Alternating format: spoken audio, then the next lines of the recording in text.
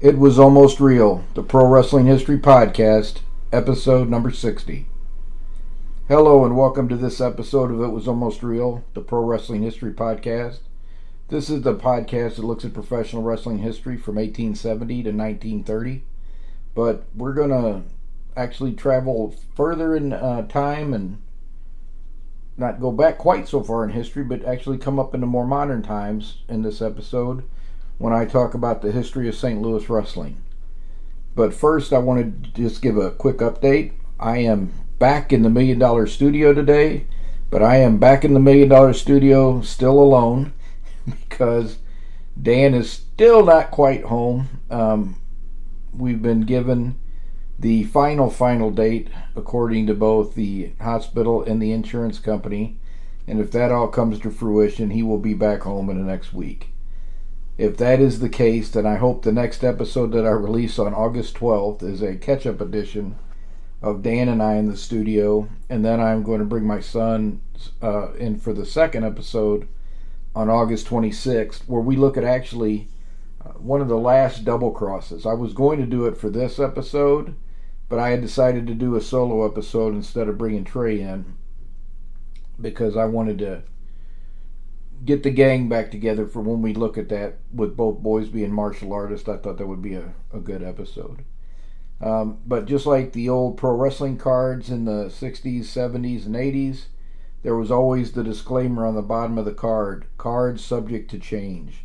This is all subject on Dan getting back out of the hospital and rehab, getting my sons together for the podcast, and for me to actually have the time to do so. We went to the summer schedule because I have an extremely busy season at work. At work, it's always busiest from June until the middle of September, but this year, because 3 of my fellowships are recruiting at the same time, it's particularly busy. However, I'm not complaining.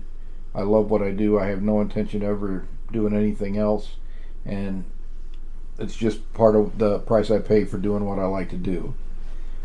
Unfortunately, I did not get the John Pesek book done before my busy season started, and I think it's getting more unlikely that I will finish the book. Well, it's not unlikely. It's pretty much impossible at this point. I'll finish the book by the end of July, but there's no way I can get it through editing, cover design, and everything else in July.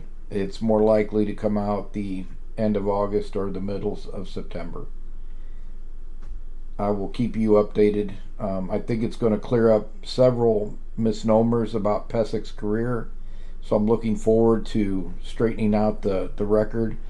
One of the things that the Pesek book has taught me, I kind of always knew this intuitively, but it's been a hard reminder this time. So much of the things that we think we know about this era and the things we have read are not quite right, or in some cases flat out wrong.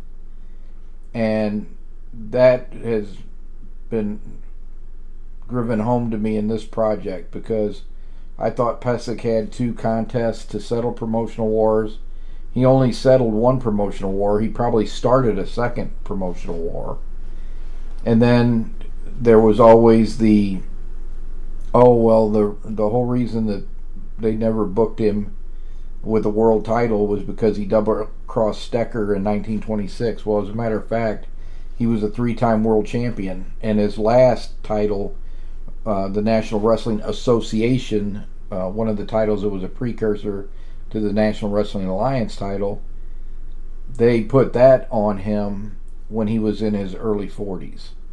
So the thing that they wouldn't book him was not true. There were things that happened in his personal life, which is why he wrestled more infrequently, and it's actually one of his ventures outside of wrestling made him far more money than professional wrestling. But Pesek was a definite shooter and hooker. He wrestled as many or more legitimate contests than anybody that I've found from that era of the late teens and early to mid 20s. So I think that people that are a fan of legitimate or almost legitimate pro wrestling will really like this book. stay tuned. I will give you an update when it is out. And like I said, the earliest is probably going to be the end of August now. I decided to cover St. Louis wrestling history this week because I think it is a nice illustration of how wrestling evolved over the years, because wrestling in St. Louis it didn't follow always the trend, because sometimes it started the trend, but it definitely is a illustration of how the sport develops. St. Louis had professional wrestling as early as the 1890s. I think that Evan Strangler Lewis had a match here in the 1880s, and I know they had a few matches in the 1870s, because a pro boxer that helped to organize the wrestling events as well told the newspapers about how, and in this case it was Theobald Bauer, the former world champion who lost his title to William Muldoon in 1880, making William Muldoon the recognized world heavyweight champion in Greco-Roman wrestling. But Theobald Bauer came to St. Louis in the 1870s to have a wrestling match, and one of the boxers who helped organize the matches told the newspapers how, a lot of times they work the matches, split what is supposed to be, the side bet isn't real, they split the gate, and any gambling winnings that they can make. Remember, a lot of the working early on was based around gambling schemes, and they would bet on quickest fall, longest fall, how much longer this is going to go. Anything you could bet on in a match, they would bet on. And the wrestlers oftentimes, and the managers and organizers, made more off the gambling than they made off the wrestling itself. But there's nothing really organized in the way of a promotion. It's mostly just organizers who a manager, these are wealthy sports fans who want to see the matches themselves, and the managers are able to coax, sell, or con into being organizers for the event. 1890s, you have the rise of the middleweight wrestler, who is also his father owns Baptiste Tent and Awning, and they're a very wealthy St. Louis family. So his father helps George Baptiste get his professional wrestling career going, and George Baptiste for a while is recognized as a middleweight champion in Missouri, and lays some claim to the middleweight championship of the United States, even though there's really not anything recognized as such at the time. A lot of those professional wrestling matches happen at the Turner Halls. So there was a group of Germany called the the Turners, and they were early advocates of physical culture, which was lifting weights, gymnastics, boxing, wrestling, I think horseback riding. There was a number of things, but they were the early physical fitness advocates. And physical culture was the closest thing to what we think of as bodybuilding today, because they were one of the few athletic groups that lifted weights. Well, these Turners came to the United States, and they opened what were called Turnavarian halls, which were just places where you could go train. They had weights, they had gymnastic setups, and they usually had very big gymnasiums that you could fit several hundred people in. And a lot of the early professional wrestling in the United States, whether it was St. Louis or else, outside of the St. Louis, like in Minnesota, Wisconsin, a lot of those wrestling matches were held at the Turner Halls or the Turnavarian Halls. And that was the case for St. Louis as well during the 1890s. I don't know who organized it, but in 1905, George Hackenschmidt actually came to St. Louis, and he wrestled he wrestled two matches. One was with George Baptiste, who was apparently scared to death to go in the ring with Hackenschmidt. And before you label Baptiste a coward, Baptiste is famous in St. Louis for, besides professional wrestling and taking over the company his father founded, he became a great referee. But Baptiste dove in the Mississippi River on 3 separate occasions and saved people who were drowning. And at the risk of his own life, because if you've ever been in St. Louis and you've been by downtown and seen the Mississippi River flowing, you see how powerful those currents are in the Mississippi and how dangerous that was for Baptiste to jump in there to save somebody. But he saved people from drowning on 3 separate occasions. But George Hackenschmidt not only is a champion of the world, but he's 215 pounds in shape, holds records as the world's strongest man at the time. And George Baptiste is 160 pounds. There's a huge size disparity there. And because they didn't want fans to be disappointed, because Hackenschmidt, who was sick and thought about canceling the match, actually decided to go on because he heard the promoters trying to coax Baptiste to go out and wrestle Hackenschmidt, and he found it so funny he kind of revived a little bit. But he beat Baptiste pretty easy, so they brought another local wrestler out called the Terrible Turk, who was obviously a knockoff Terrible Turk. Yusuf Ismail had died in 1898, and Ali Madrali was still in England. But Hackenschmidt had never seen or heard of him before or since, and I think defeated him in under a minute. So you had the world champion who came to the United States in 1905, and he only wrestled in a few places, New York, Chicago, but St. Louis was one of the places he stopped off and wrestled. And then in the late 1900s, the early 19-teens, Charlie Olson, who was a very, very famous light heavyweight wrestler, killed 2 people in the ring, wrestled as many legitimate contests as he did work matches, probably more legitimate contests than he did work matches, made his base of operations out of St. Louis. And so when Stanislaus Zbyszko came to St. Louis, or came to the United States in 1909 for a match with Frank Gotch, Zbyszko took a tour of the United States prior to that Gotch world title match in Chicago in the beginning of June. And that 6 months tour, he went from 260 pounds to 227 pounds and was just in outstanding shape. Originally, Hackenschmidt and Gotch were going to wrestle on Memorial Day in Chicago, but the Chicago mayor refused to issue them a permit because he said, if I issue you a permit, people aren't going to go decorate the graves, and that's what they should be doing on Memorial Day. So the match was actually delayed to June 3rd.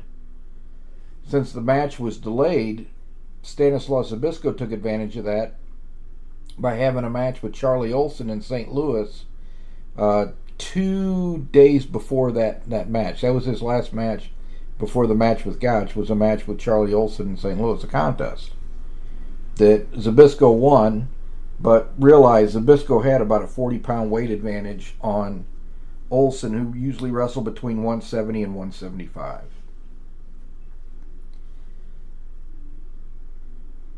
Throughout the teens, you would still have the occasional match here, but there was not a local promoter yet. I know the Gold Dust Trio would occasionally come. Not the Gold Dust Trio. This Mott wasn't even with them then. Sandow and Lewis. St. Louis was one of the places they would stop off at when they were based out of Michigan or wrestling out of Chicago. And it's when Billy Sandow was establishing wrestling promotions throughout the United States, he didn't put a regular promoter in St. Louis, but they would come to St. Louis occasionally. Well, that all changes in 1922 when a Greek immigrant by the name of John Kontos starts a wrestling promotion in St. Louis. And a couple of his early stars are Jim Londos, who will make St. Louis his base of operations and will form a strong relationship with the St. Louis promoter, but that promoter was not John Kontos. And a Eastern European immigrant who would become one of the most famous wrestlers in Bulgaria, Dan Koloff. So Dan Koloff comes to St. Louis, and he starts wrestling. And John Contos, who starts the promotion in 1922, is so enamored and thinks so much of Koloff's skills that he decides he's going to give up the St. Louis promotion and travel around the United States with Koloff and act as his manager. Fortunately for St. Louis Wrestling, when Contos started the promotion in 1922, he took his nephew, Tom Pax, into the promotion with him. And Pax would be the St. Louis promoter from 1924 until the late 1940s. And Pax would become probably the third most powerful promoter in the United States behind Jack Curley and Paul Bowser. And there were probably times, because of his close relationship with Jim Londas, that Pax probably exercised more power than even Curley or Bowser. So Pax starts promoting in 1924, and he's very astute. So not only does he see the potential in Jim Londas, who is a shooter and a hooker, but not nearly on the level of a Lewis or a Thez or a Stecker. He is a very competent wrestler who started out as a carnival strongman. So he was actually, and his physique helped him become very popular. But he learned the carnival wrestling from the wrestlers at the carnival, but he was primarily employed as a strongman. So he never had the time to invest and get to the level of a Lewis or a Stecker. But he's a very good performer. In fact, Londas to this day still holds all the gate records, and there'll probably be nobody that ever is able to beat his gate record, because you could factor in pay-per-views and then maybe somebody could beat him, but there were no pay-per-views in the 1920s and the 1930s. And Londas would draw 100,000 fans to the stadiums in Greece when he went back to Greece in 1930. But he was drawing 30,000 people to ballparks. So in Chicago, when he wrestled Ed Strangler Lewis in 1934, they drew over 35,000 fans to, I think it was Comiskey Park in Chicago, for their stadium match. Pax aligning himself with Londas helped him start to build his power base. But the other thing that helped his power base was he was in politically with the Missouri Athletic Commission, and he was in politically with the National Boxing Association, which regulated not only boxing, but they also recognized, or they also oversaw one of the recognized world championships in the National Wrestling Association title belt. And we're going, we might as well cover 25 and 28 and how that all played out, because those titles will mean a little bit more after we talk about that. Initially, there was one recognized world title, and there was some funny stuff going on during World War I where they kind of played fast and loose with the record, but Earl Caddick was really the world champion until he lost the belt to Stecker in 1920. And then Stecker lost the title to Lewis, and Lewis lost the title to Zbyszko, and Zbyszko lost the title back to Lewis. And then Lewis held the title for like 3 years until he wrestled Big Wayne Munn, and Lewis dropped the belt to Munn in a worked match in January 1925. The Ed Strangler Lewis and Joseph Tootsmont were in a promotional alliance. Lewis and his training partner Joseph Tootsmont were in a promotion that would come to be known later as the Gold Dust Trio, with Billy Sandow, Lewis's manager. And Sandow saw the earning potential of Big Wayne Munn, a college football player with no wrestling ability, So he had Lewis drop the title to him against Lewis and Mont's advice. Because, as was seen 3 months later, if you put Munn in the ring with a legitimate wrestler and that wrestler decided to double cross him, there was nothing that Munn could do to protect himself and stop that from happening. Which is exactly what happened in April of 1925 when Mont wrestled Stanislaus Zbyszko, who Billy Sandow thought was loyal and would not double cross Munn, and learned much to his chagrin that he had made a wrong judgment. The double cross was orchestrated by Joe Tony Stecker, Jack Curley, several other enemies of the Goldust Trio, and they had been making enemies with their promotional practices. So a month after that match, on the same day in May, Lewis beat Munn for the Michigan and Illinois world titles because Billy Sandow had political connections too, and he made sure that Zbyszko was not recognized by either the Michigan or the Illinois athletic commissions. And as a matter of fact, the Munn-Lewis match took place in Michigan, while on that same day, Joe Stecker, in a work match, beat Stanislaus Zbyszko to take the world title, and that match occurred in St. Louis at the St. Louis University Field. The match itself drew 17,000 fans, which was not unheard of in St. Louis. Already St. Louis was showing signs of becoming the wrestling capital of the United States. And for a while there was conjecture because Stecker and Zbyszko wrestled a match in St. Louis that Pax was part of the conspiracy to double cross the Goldust Trio. That was never proven, and it seems that if the trio did suspect Pax, they didn't really hold a grudge that long, because after the title was divided for 3 years, Stecker and Lewis finally agreed to wrestle a contest, which actually became a work towards the end. But it started off as a contest to decide the promotional war. And the site they chose for the match was St. Louis, because they trusted Pax not to be involved in any funny business to stop either one of them from winning the contest. And I'm doing all of this off the top of my head because I have not had time to prepare adequately this week. But I believe George Baptiste was the referee for that match, because he was normally the referee for most of the big matches in the 1920s.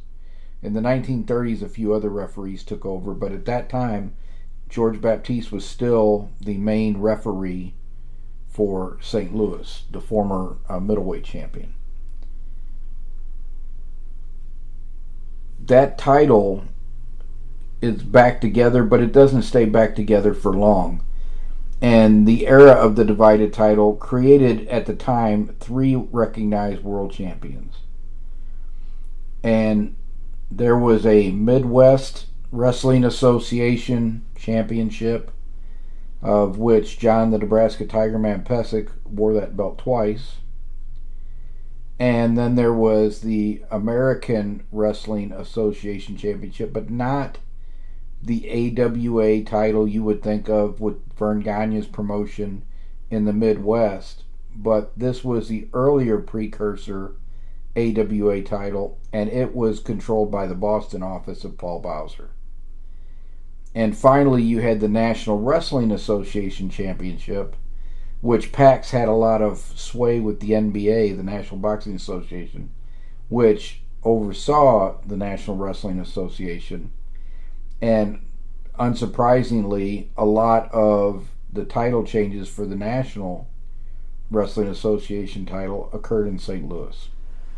But the MWA heavyweight title did change hands in St. Louis, and it was the first title reign for Lou Thesz. In 1937, Lou Thesz wrestles a 3-hour match with Everett Marshall and beats him for the world championship. And Thesz is the world champion at 21 years of age. Thesz would hold the title for 44 days, and then he would drop it in a work match to Steve Casey, an Irish rowing champion and a very popular wrestler in Boston in the late 1930s. However, Casey did not show Thez what he felt was the proper respect when Thez dropped the title to him. So like a year later, after Casey had also dropped the title, they had a match somewhere in the Northeast. And it just so happened that Ed Strangler Lewis, who was Lou Thesz's mentor and idol, happened to be the referee for the match. And Thez beat the hell out of Casey. It was a work match, but Thez beat the snot out of him, even though they were working. And so when they come back to the dressing room, Lewis asks Thez, "Hunky, what the hell was that all about?" And Thez said, "Revenge, pure and simple." And Lewis, who's no stranger to that sentiment, just shrugged his shoulder and said, "Okay," and just walked away. So even at this early stage of Lou Thesz's career, it was not a good idea to disrespect him or play cute with him. But Lewis was not the only champion. The National Wrestling Association title would change hands quite a bit in the 30s and 40s, and it changed hands often in St. Louis. Wild Bill Longson won the title twice in St. Louis. Dean Denton won the title once in St. Louis. Whipper Billy Watson won the title once in St. Louis. So all of these big names won the title in St. Louis with Pax's promotion. And Longson developed a long relationship with St. Louis. He worked with Pax's promotion, and he also worked with Sam Muchnick's promotion.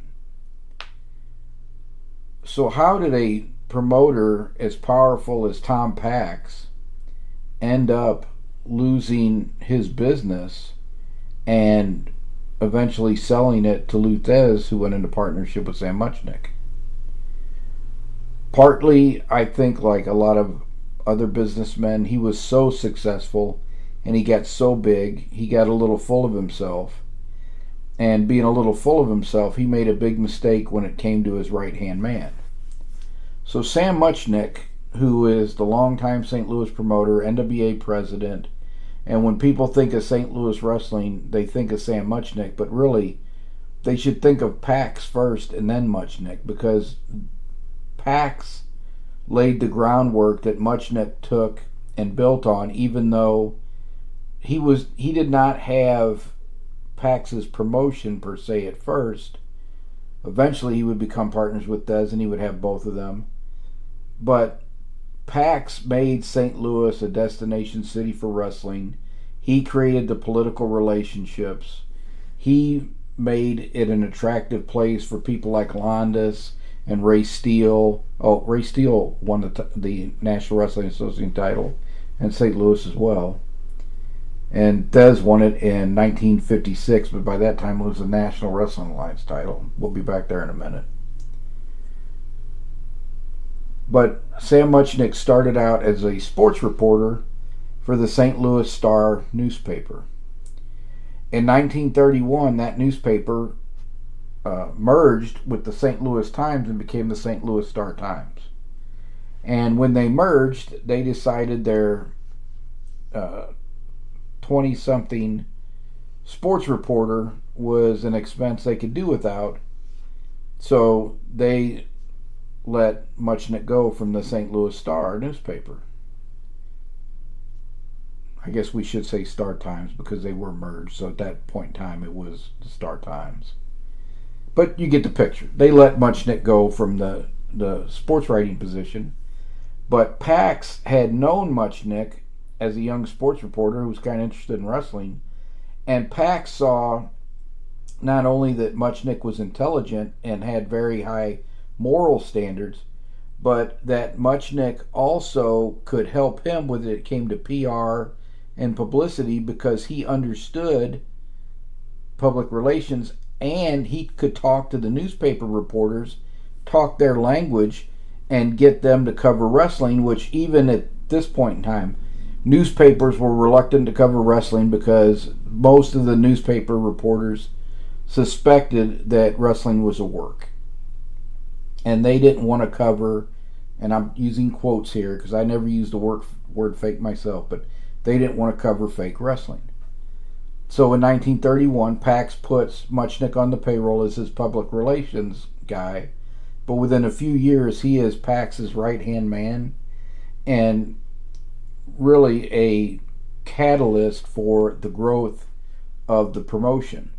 It was hot under Pax, but with Muchnick's newspaper relationships and his business acumen, it starts rolling in the money really, really quickly. That goes on for 11 years to 1942 until Pax and Muchnick have a falling out. And it seems the falling out was over a big show that they had done, and that Pax had given Muchnick a very small bonus for it, figuring that, well, it doesn't matter, he's going to stay with me anyway. Well, Muchnick didn't. He left. Not only did he leave, he starts his own rival promotion.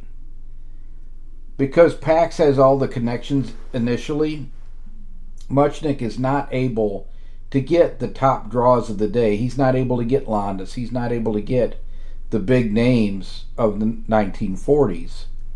But he slowly starts making his own relationships with the wrestlers, and eventually he will be able to land some big talent. But the first thing that Pax throws at him is not his inability to get wrestlers.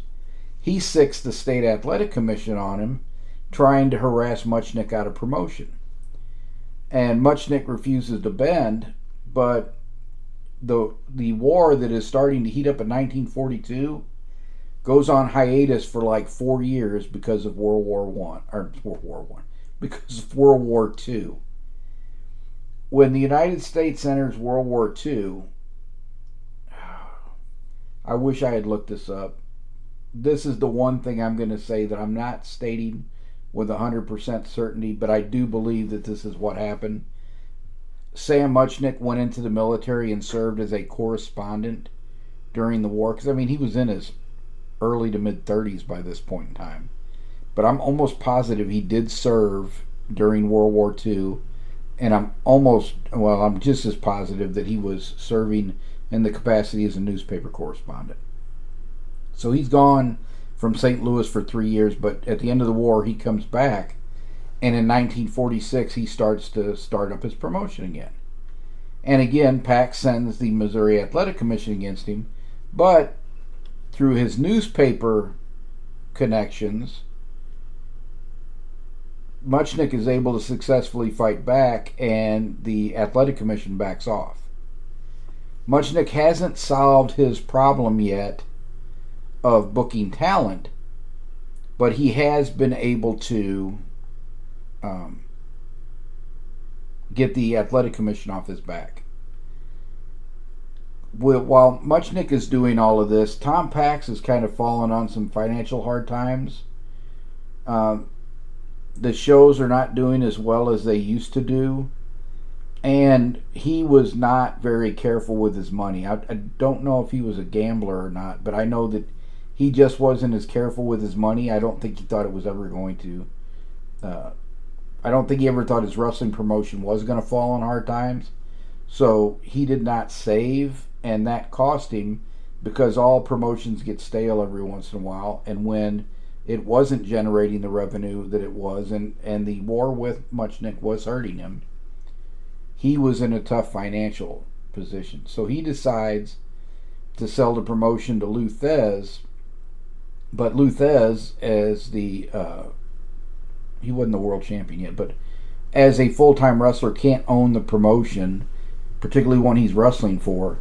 So they end up setting up his father, Martin Thez, as the owner of the promotion, even though it's actually Thez that owns it. Muchnick is able to secure some wrestlers through Jack Pfeffer, like Buddy Rogers, that helps him to start getting good attendance at his shows. And he approaches Thez about, instead of them being competitors, about them joining together. Now, it'll look like their competitors running two separate promotions, but in actuality they're one promotion, and they're using the supposed rivalry to try to build interest in both, which does work. And so they do that, I think, going all the way up into the mid-50s. Eventually, Martin Thez is getting older, and Lou Thez is on the road all the time as the world champion. And he just decides that he's going to let Muchnick run the promotion. And so in the mid-50s, they already have a situation where Muchnick is running the promotion. He gives Thez his part of the money, but for all effective purposes, it's Sam Muchnick Promotions. Besides being the promoter of St. Louis and Lou Thesz's partner, Sam Muchnick is also the president of the National Wrestling Alliance. So all of us love to talk about the glory days of the territory wrestling, and that was the wrestling that I grew up on and liked. That didn't exist until 1948. In 1948, a group of the wrestling promoters got together and they started the National Wrestling Alliance, and they did it for a couple of reasons. Number one, the divided title did cause a lot of confusion. So one of the main things they wanted to do was they wanted the National Wrestling Alliance Championship to be the only world championship, and there not to be a competitor for that. So if you wanted to be part of the National Wrestling Alliance, you did not create rival titles to the National Wrestling Alliance title. One of the reasons Paul Bowser did not join the National Wrestling Alliance is he controlled the AWA, not Vern Gagne's AWA, but the AWA title, which he didn't want to give up control of that, so he didn't join the alliance.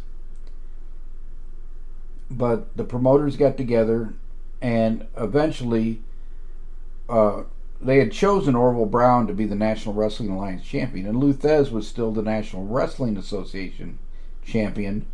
But early on, after the formation of the National Wrestling Alliance, Orville Brown was in a car accident and was severely injured and ended his wrestling career. So they had to put the belt on a new champion, and they decided to put it on Lou Thez. And so Lou Thez went from being the National Wrestling Association champion to the National Wrestling Alliance champion. And the National Wrestling Association title really ceases to exist. And then the National Wrestling Alliance would eventually just take the entire title lineage.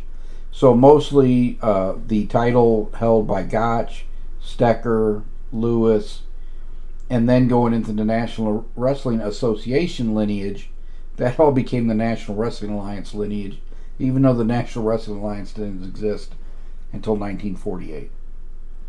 The other reason they got together was they wanted everybody to respect each other's territories and not make encroachments, which worked fine at first, but eventually brought them into the crosshairs of the United States government, who had several antitrust litigations against the National Wrestling Alliance.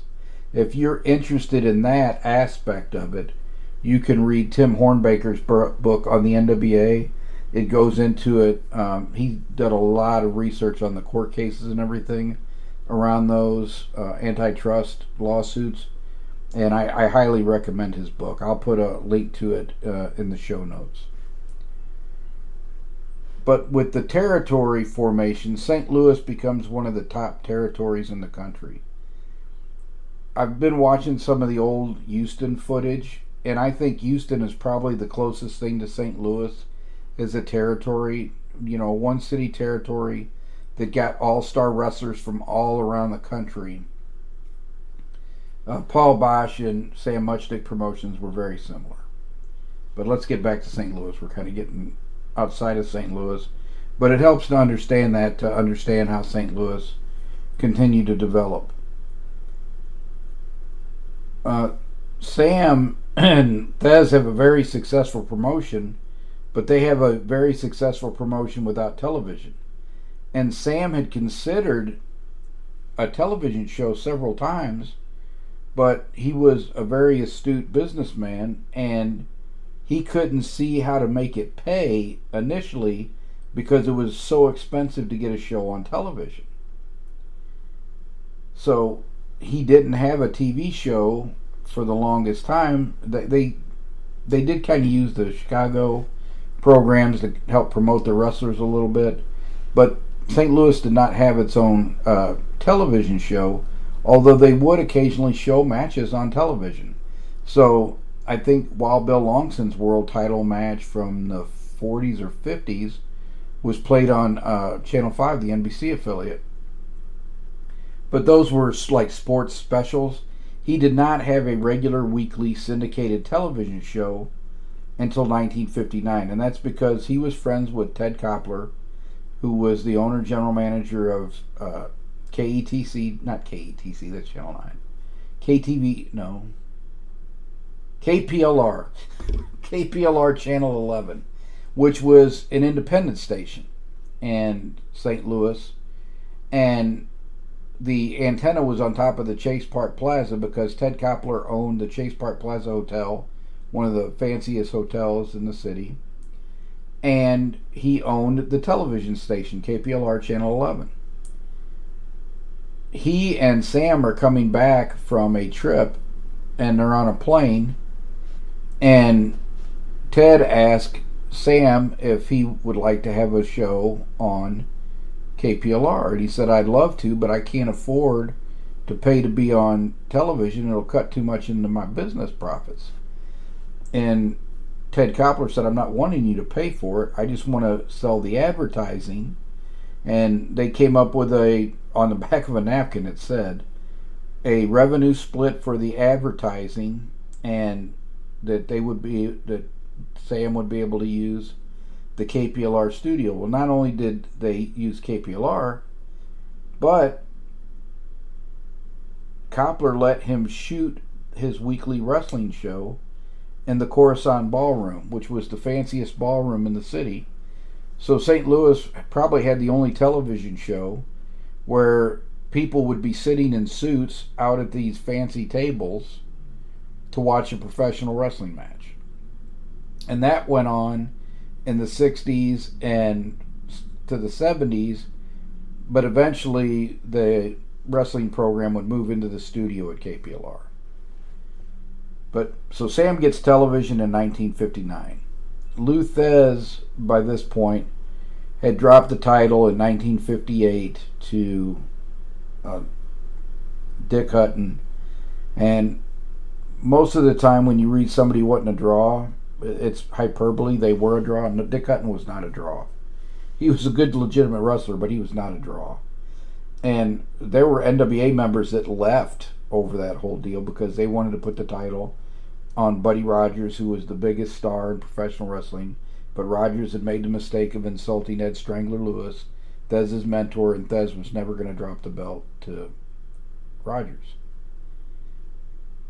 So Dutton drops the belt to Pat O'Connor, who is St. Louis's booker later on and has strong St. Louis roots, a regular on Wrestling at the Chase. And Pat O'Connor actually beats Hutton in St. Louis, but that is the second National Wrestling Alliance title switch that happened in St. Louis up to that time.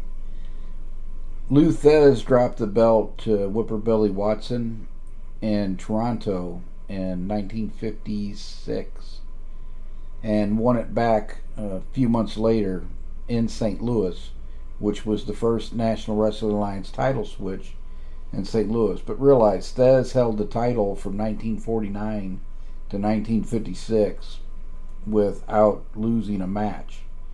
So there weren't many titles to drop. Thez wrestled, hundreds of matches in St. Louis during that time. After O'Connor beats Hutton, he holds the belt for about 2 years and loses it to Buddy Rogers. Well, the NWA is not crazy about the way Buddy Rogers is doing things, or his main promoter up in New York, Vince McMahon Sr. So they decide that they need to take the title back, and they send Lou Thez to take the title back from Rogers, who cooperates with him because he knew the consequences of not cooperating with Thez. And Thez is, depending on what title changes you recognize, is the sixth the recognized 6-time world champion. He holds the belt for 3 years, but at this point, he is in his late 40s, almost 50s, and he is tired of the schedule. He was tired of the schedule when he dropped it to Hutton. Another 8 years has not made him any more happy about the travel schedule that the NWA World Champion had to maintain, because he had to go to all the territories and wrestle. So in 1966, Thesz drops the title to Gene Kiniski, his hand-picked successor. And then we don't have a title change in St. Louis again until 1983, when Harley Race beats Ric Flair for the NWA World Championship, and that would set up the big Starrcade pay-per-view in November 1983, when Flair would win the title back from Race. At that time, in the middle of 83, St. Louis was still a viable promotion, but it was definitely suffering. And it was suffering because on January 1st, 1982, Sam Muchnick retired. Now, Sam was in his mid-70s when he retired, and he had been the National Wrestling Alliance president from 1960 to 1975, after having been the president from 1949 to 1955. He was the second National Wrestling Alliance president, but he held that office for 15 years, from 1960 to 1975. And Sam, like Lou Thesz, was just wore out. He was in his mid-60s when he finally told the NWA he couldn't be president anymore. And there was a succession of people not nearly as good as Sam that took over the NWA. One of those people that would become NWA president was the Central States promoter, Bob Geigel, who was also Sam Muchnick's minority partner in St. Louis. So besides Sam, the other people that owned shares in the company were Bob Geigel, Pat O'Connor, and Harley Race in Central States. Vern Gagne had a small stake in that, a very small stake in it as well. And so when Sam retired in 1982, he sold out to Pat O'Connor, who was now the promoter.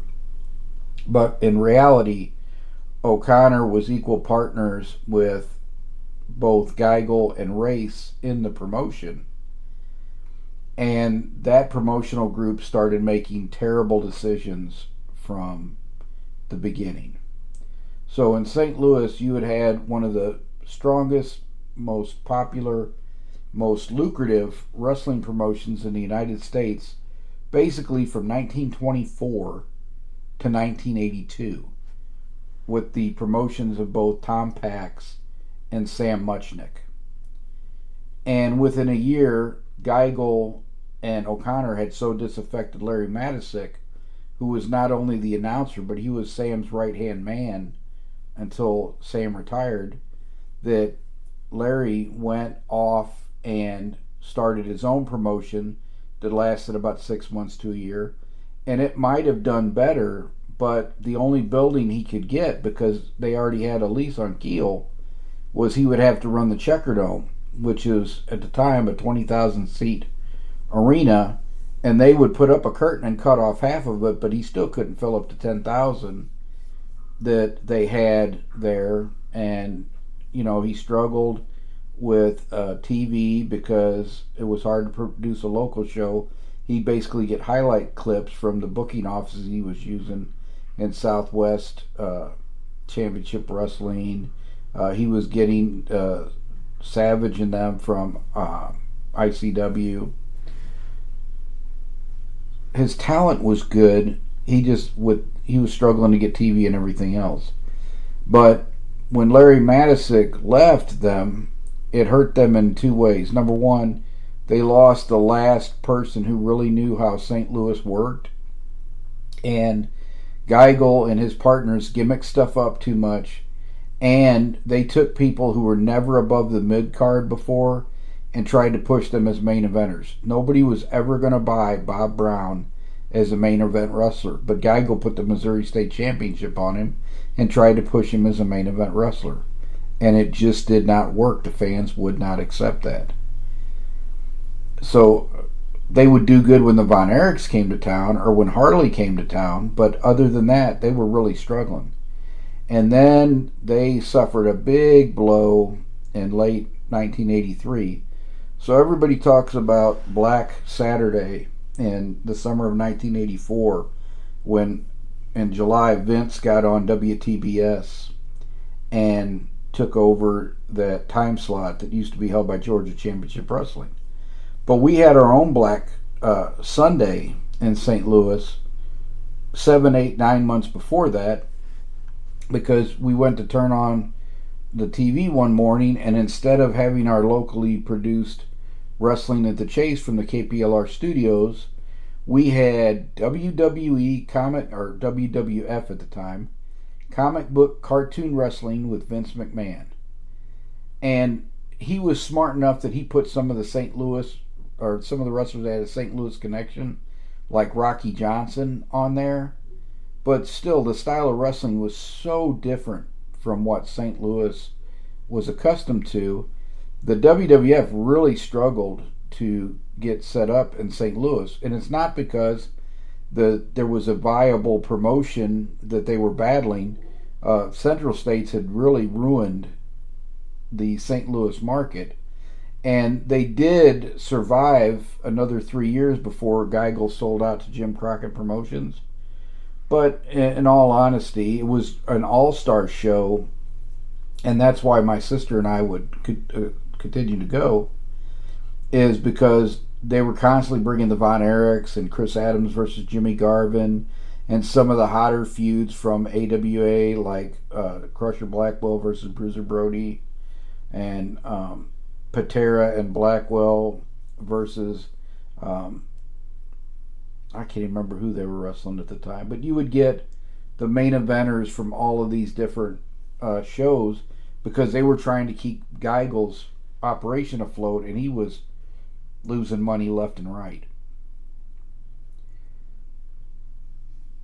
During all of this going on, and we didn't know everything that was going on. We didn't know Larry Madison could help Vince get the TV. My sister and I had been big fans in the early 80s to the mid 80s. So I started watching Wrestling at the Chase around 1979, 1980. My natural father took me to a wrestling match for my 11th birthday. But other than that, I had never been to a wrestling match, and I would only watch it on TV, but I was pretty consistent in watching it on television. Well, when my mom married my stepdad, who was my father, we were raised by my stepdad. From the time he married my mom, he stepped in. He was our father. Me and my sisters, that's who we recognize as our dad. And my 5 older sisters, his daughters, we never called each other stepbrothers and stepsisters. We were just brothers and sisters. So my oldest sister, Vicky, found out that I watched wrestling. And she was a big wrestling fan. And she said, hey, I have season tickets, but I never go because nobody else will go with me. Because, as I have said, my natural father would watch wrestling. Dad called it that fake blankety blank, whatever he wanted to throw on the end of it. But he was a boxing fan. He did not like wrestling. He made no bones about the fact that he didn't like wrestling. Although he did take me and my sisters to the matches in 83, I think, to see David Von Erich versus Harley Race.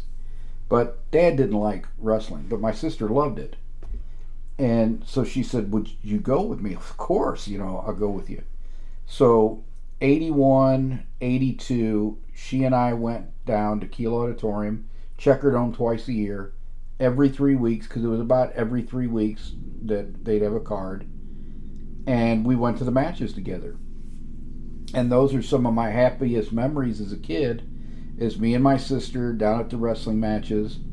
And when we first started going, it was really good because we started going in 81. So that was Sam's last year. And you saw, the Von Erichs coming into town versus Harley Race versus Ken Patera, Ted DiBiase versus Ken Patera. In 1982, it wasn't long before she and I noticed, there's a bit of a drop-off here. We still continued going in 83, 84, 85, but we didn't get season tickets anymore. Well, she didn't get season tickets. I was still a kid. She was taking me. She didn't get season tickets anymore, but she would call me and say, hey, do you like this card? Yeah, that one looks pretty good. Okay, let's go to that one then. But if she wasn't interested in it, she'd say, hey, let's skip this one. And, I was like, whatever you want to do. And so I think we went to our last match together in around 1986 because she had started dating my brother-in-law, Dave, and she always would tell me, hey, I got this new guy I want you to meet. And I remember it was around that time because that's about the last time we went to a wrestling match because it had gotten so god-awful here. And so the last NWA title switch actually was a JCP card that came to St. Louis, and that's when Jim Crockett was negotiating to buy Central States. And Ric Flair won the title back from Dusty Rhodes that he had lost at the Great American Bash that year. And that was the last title switch in St. Louis. Now, there's been others for the national companies, but I'm talking when St. Louis was a local promotion. Because when Central States sold St. Louis, and actually sold the Central States promotion, so they sold everything, to Jim Crockett Promotions in November of 1986, St. Louis as a distinct local promotion ceased to exist. And it would be another, 7 years before the NWA would cease to exist. When Jim Crockett pulled out of the NWA, I know that the NWA technically is still around, but that is not the National Wrestling Alliance anymore. The National Wrestling Alliance dominated professional wrestling from 1948 until Vince started the national expansion in 82, 83, and 84. And so I guess one of the questions that I probably answer now was, do I think Sam could have stopped Vince McMahon from his national expansion plans? And I've heard people that know Sam say, oh yeah, the young Sam would have been up for the fight. Yes, maybe the young Sam could have been up for the fight, but Sam was also very smart, and he probably saw that there was no way that with the advent of cable that wrestling was going to be able to stay a local thing. That's what it had been for most of its history, because national TV was not normally an option outside of the 1950s. With the advent of cable television, if Vince didn't do it, somebody was going to try it. As a matter of fact, Georgia Championship Wrestling was already kind of flirting with it before Vince, when he bought his dad's promotion, decided to go national. And Vince, because he had that base up in the Northeast with all those population centers, had a big advantage over everybody else in trying to do a national expansion. So I don't even know that, I'm not sure that Sam didn't read the tea leaves and just say, I'm done. This is eventually going to look completely different than what I've invested my life in, and I'd rather not be around to see it all fall, because Vince won that war in a couple years. By 84, 85, it's pretty much over with. But I think Sam could read the tea leaves, and he was probably planning on getting out anyway, because he had told Larry Matysik he was going to retire in a year or two. Unfortunately, his wife passed away in 1981, early 1981. And I think Sam at that point, no matter what happened, he was done. Because he was retiring to spend more time with his wife. and she passed away before he could actually retire. So I don't think that Sam could have stopped a national expansion, and I think he was astute enough to see that it was probably going to happen from somebody, and that he, at his mid-70s, probably wasn't going to want to get in on national expansion. So it was best for everybody that things ended the way they did. Sam always had the reputation for being a great promoter, a great businessman, great president of the NWA, and it's not his fault that the people he sold it to broke the land speed record for tearing up a very good promotion. So I'm going to end St. Louis's promotional history in 1983. There are a couple local independent promotions around here. I know a friend of mine's involved with one of them.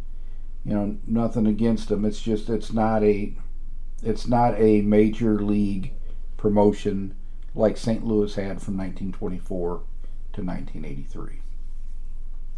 And in keeping on the theme of St. Louis as sort of a wrestling capital, and Sam Muchnick being a great promoter, the match I picked to review this week was Pat O'Connor versus Lorenzo Parenti from Wrestling at the Chase in 1962.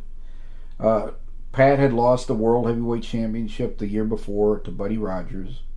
He was recognized as the U.S. champion on this particular show, but both O'Connor and Parenti were good guys, faces, scientific wrestlers, whatever term you want to use. And St. Louis frequently had matches between good guys or bad guys wrestling each other, because Sam always treated it like a sport. So he didn't have things divided up where it was the bad guys and the good guys. It was the wrestlers who would compete against each other, and if you were a main event wrestler and you were Harley Race and Ken Patera, if you were the top two guys right then, you'd end up wrestling, because he treated it as a sport. And there was no dusty finishes in St. Louis. There wasn't a lot of hoo-ha. Sam would rather have a 60-minute draw than some goofy finish that made the fans furious. So check out this match. Parenti does a little bit more high-flying than I expected. Pat O'Connor does a lot of good mat wrestling. A fairly entertaining, fast-moving 11-minute match. And then something for baseball fans. Joe Garagiola, who was a catcher for the Yankees and then went on to be a baseball announcer and was the announcer for Wrestling at the Chase in its early years, not only is calling the match, but after the match, he has Pat O'Connor come out and demonstrate a few holds with Joe Garagiola. So maybe wrestling fans and baseball fans can enjoy that. And with that, I'm going to end this week's episode of It Was Almost Real. I hope you enjoyed that walk through St. Louis history. For someone who lived it, I'm grateful that I got into watching wrestling before Sam had retired, and I saw St. Louis when it was still at its peak. My cousin didn't get to do that because he started watching it after the Central States group took over. But I also had to sit through and see the very quick demise of the once great promotion, and I had to see, the national expansion of the comic book wrestling I hated, and the one viable promotion still around that did NWA wrestling, JCP, Jim Crockett Promotions, eventually succumbed to the corporate culture of Turner Broadcasting. So the wrestling that exists today, and no, it does not bear much resemblance to the territory wrestling, and we just have to accept that. It's different. If you like it, great. If you don't like it, fine, but it's never going back to what we liked. So if you want to watch that, go on YouTube and watch the old matches. There's enough matches there to keep your heart's content for the rest of your life. I'm sure a lot of the wrestling fans who like realistic wrestling are MMA fans now. a lot of people that I talk to. Shannon, who's a regular listener, is a mixed martial arts fan, and he does not care for the modern wrestling.